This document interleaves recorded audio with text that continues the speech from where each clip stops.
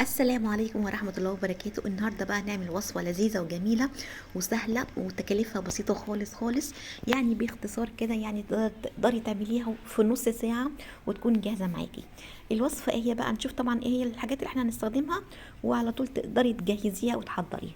زي ما انتم شايفين بقى معايا صدوق اهو، شايفين الشكل ده قبل ما ادخلها الفرن طبعا، والشكل الاولاني كان بعد ما استوت.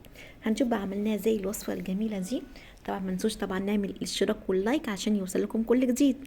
النهار طبعا جبنا الصدوق الجميل اللي انتوا شايفينه دوت. جهزت بقى الصدوق كده زي ما انتوا شايفين، وجهزت البطاطس وقشرتها ونقعتها في ميه عشان ما تسودش. وبعد كده بردك جهزت البصل معايا، وهي خطواتها سهله جدا ما فيهاش اي حاجه، وعصير الطماطم.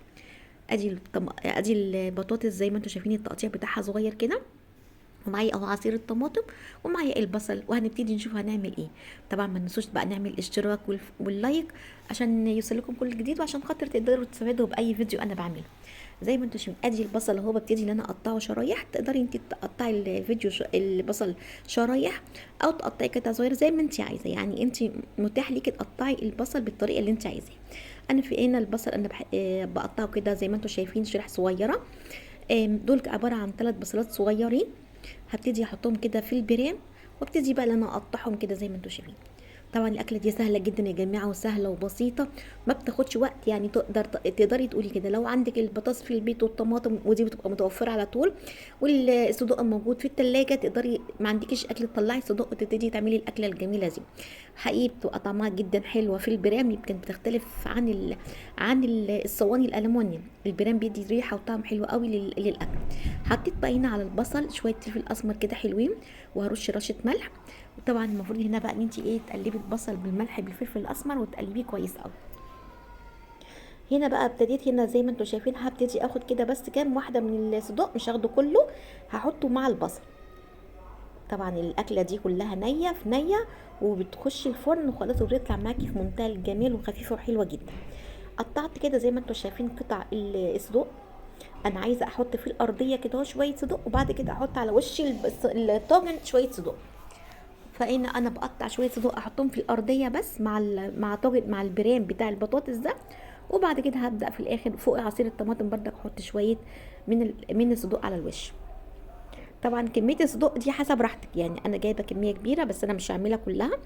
فانت كميه الصدوق اللي انت تحطيها، يعني مثلا لو عملتي مثلا كيلو الا ربع من البطاطس، ممكن تحطي عليهم ربع كيلو صدوق، او ربع كيلو وشويه، حاجه بسيطه كده، يعني حسب الامكانيات عندك. الاكله مش مكلفه خالص، جميله وسهله وبسيطه. تتعمل بتتعمل في وقت بسيط خالص، وبتسوي في وقت بسيط خالص.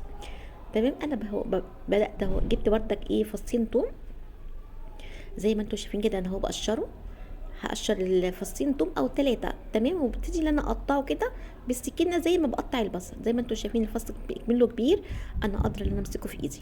فببتدي ان انا كده اقطعه كده شريح صغننه كده بالسكينه. بيدي ريحه حلوه قوي للطاجن دوت. الثوم والبصل والفلفل الاسمر والبهارات بتاعتك اللي بتحطيها مع البطاطس والصدق، بتدي ريحه حلوه جميله جدا للطبق ده.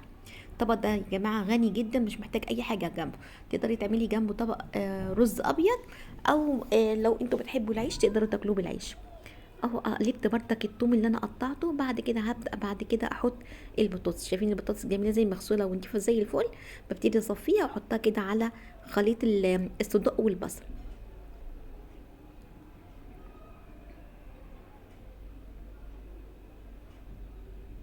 الطاجن ده لما بيخش الفرن ريحته بتبقى حلوه جدا جدا، اتمنى تجربوه.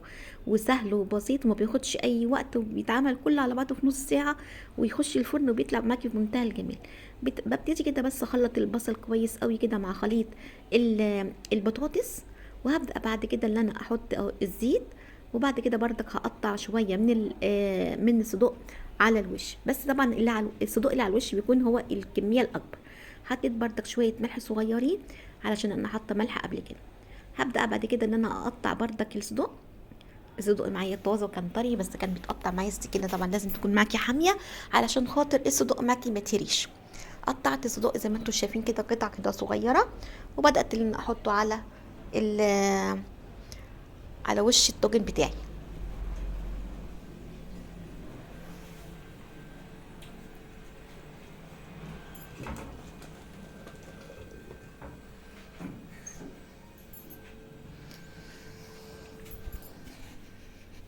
طبعا ما تنسوش نعمل اشتراك واللايك ونفعل الجرس عشان يوصلكم كل جديد.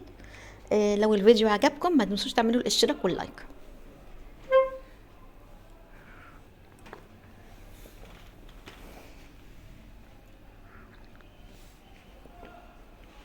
حقيقي الاكله دي يا جماعه بتبقى سهله قوي قوي وجميله وبسيطه. ان شاء الله المره الجايه هعمل لكم المكرونه بالصدق. كمان المكرونه بالصدق بتبقى حلوه جدا جدا، يعني طبعا تقدري تعمليها. هصورها لكم ان شاء الله كده على مره وانزلها لكم على القناه. حطيت برضك شويه من الفلفل الاسمر تاني. طبعا الفلفل الاسمر يعني الواحد ما يقدرش يستغنى عنه في اي اكل، وانا بحبه بكتره بصراحه في الاكل، يعني دايما بحب احط اكتر من الفلفل الاسمر.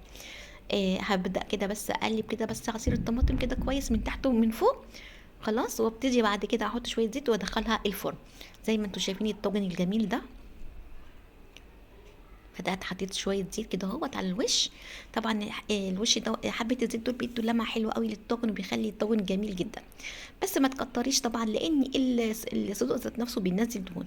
هنا حطيت بقى شويه شطه وده اختياري. يعني تقدري تحطي شويه شطه او تقدري تحطي في قرن يعني فلفل احمر. اختياري ليكي حسب ما انت بتحبيه. بدأت كده ان انا اهو خلصت الطاجن بتاعي، ما خدش معايا حاجه خالص.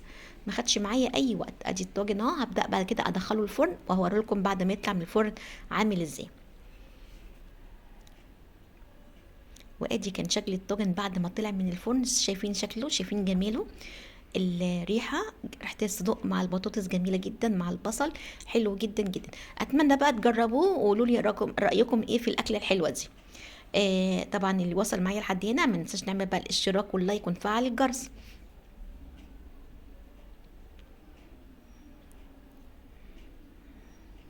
حقيقي الاكله حلوه جدا جدا، ما تنسوش بقى تجربوها. السلام عليكم ورحمه الله وبركاته.